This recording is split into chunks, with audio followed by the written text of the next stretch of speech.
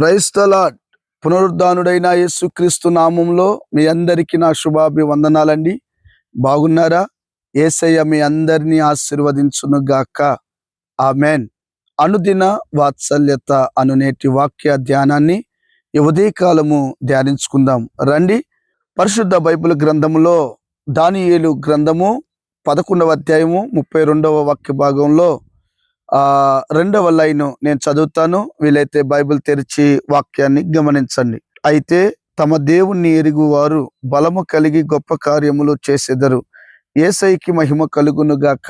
ప్రియమైన దేవుని బిడ్లారా, తమ దేవునిని ఎరిగిన వారు బలము కలిగి గొప్ప కార్యములు చేస్తారు. ఆమేన్.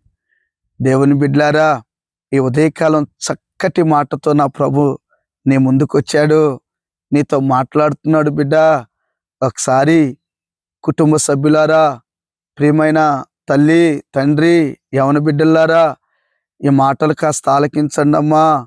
నా దేవుడు నీతో మాట్లాడుతున్నాడు. బలము కలిగి గొప్ప కార్యాలు నువ్వు చేస్తావు. దేవుని ఎరిగి ఉన్నావు కదా.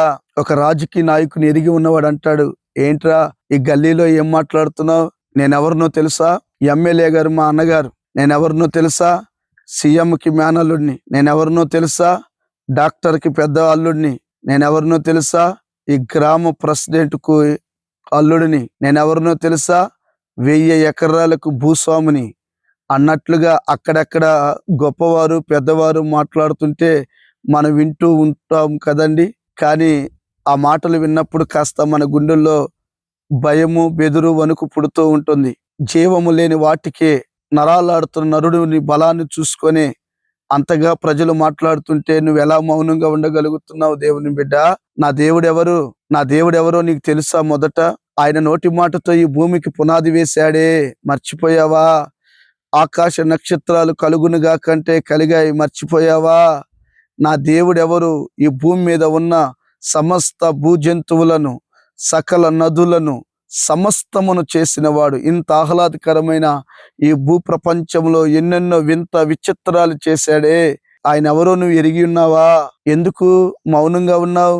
నిజంగా నువ్వు దేవుణ్ణి ఎరిగి ఉంటే, దేవుణ్ణి కలిగి ఉంటే, ఆ దేవుణ్ణి కలిగి ఉండటంలో, ఆ దేవుని మీద విశ్వాసం నీకుంటే బలము కలుగుతుంది.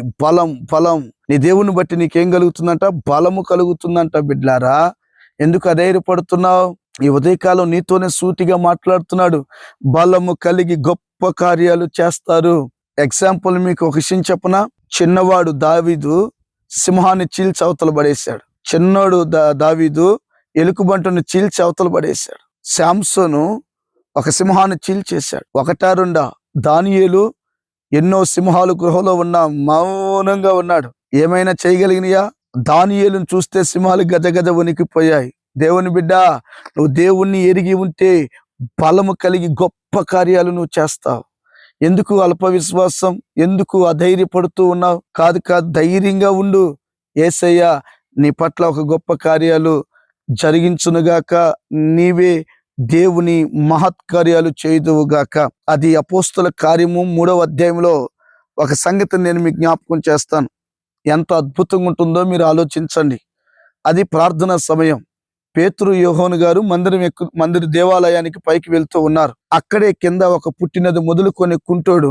వాడు కుంటోడే గాని కాస్త ఆస్తిపరుడులేండి. ఎందుకంటే ఆ కుంటోడిని అంట 2 తీసుకొచ్చి ఆడ కూర్చోబెడుతున్నారు. మళ్ళీ సాయంకాలం తీసుకొని పోతున్నారు. వాళ్ళకి ఇటు జీతం ఇస్తున్నట్టున్నాడు మరి.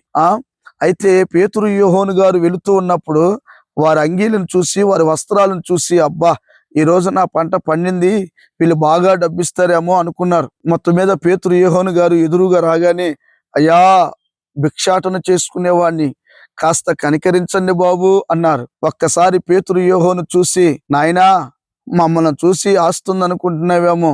ఆస్తి లేదు, ఏమీ లేదు, కానీ మేము ఒక దేవుణ్ణి కలిగి ఉన్నాం. నాజరేయుడైన యేసు క్రీస్తు నామములో లేచి నడువు.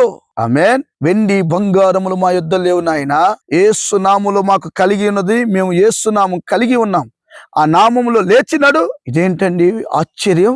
వెంటనే కుంటోడు కాళ్ళు సడలాయి, కదిలాయి, ఎముకలు సాగాయి, నరాలు సాగాయి, తిక్కున లేచాడు, గంతులు వేస్తూ పరిగెత్తాడు. యేసయ్యకి మహిమ కలుగునుగా.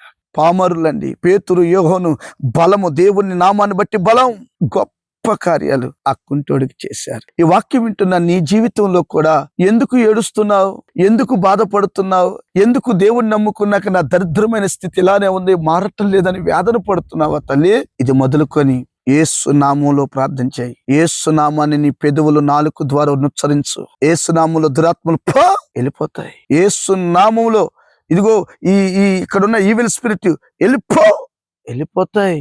యేసు నామం బలమైనది, శక్తి కలిగింది బిడ్డలారా. ఆ నామంలో సమస్తము మీరు పొందుకుందురుగాక. ఈ ఉదయకాలం ఈ మాట మిమ్మల్ని బలపరచునుగాక. ఇకనైనా అల్ప విశ్వాసాన్ని, అవిశ్వాసాన్ని, అధైర్యాన్ని విడిచిపెట్టి యేసు నామాన్ని చేత పెట్టుకొని వెళ్ళిన ప్రతి చోట యేసయ్య నామాన్ని ఉచ్చరించు. నా దేవుడు నీకు విరోధంగా లేచిన ప్రతి ఆయుధాన్ని నిర్మూలన చేసి నీకు జయాన్ని కలిగించునుగాక. ఆమేన్. దేవుడు ఈ మాటలను దీవించునుగాక. తలలు వంచండి, కళ్ళు మూయండి. చిన్న ప్రార్థన. ప్రేమ కలిగిన మహాపరిశుద్ధుడా, తమ దేవుణ్ణి ఎరిగిన వారు బలము కలిగి గొప్ప కార్యాలు చేస్తారన్నావు. నిజమే ప్రభువా. నీ నామాన్ని ఎరిగిన అయా పేతురు, యోహోనులు గొప్ప కార్యం పుట్టినది మొదలుకొని కుంటోడిని లేపి నడిపించారయ్యా. ఆ నామంలో ఈ భూప్రపంచంలో ఉన్న ప్రతి మనిషి ఆ నామాన్ని ధరించుకొని ఆ నామాన్ని ఉచ్చరించి దాని ద్వారా గొప్ప కార్యాలు పొందుకున్నట్లుగా సహాయము చేయమని, అధైర్యాన్ని, అవిశ్వాసాన్ని కొట్టివేయమని యేసు నామాన్ని అడిగి పొందియున్నాము తండ్రి. ఆమేన్. Thank you.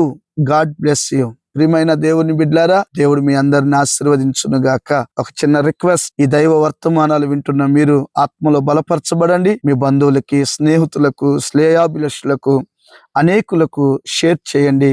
దేవుడు మిమ్మల్ని బలపరచును గాక. Thank you.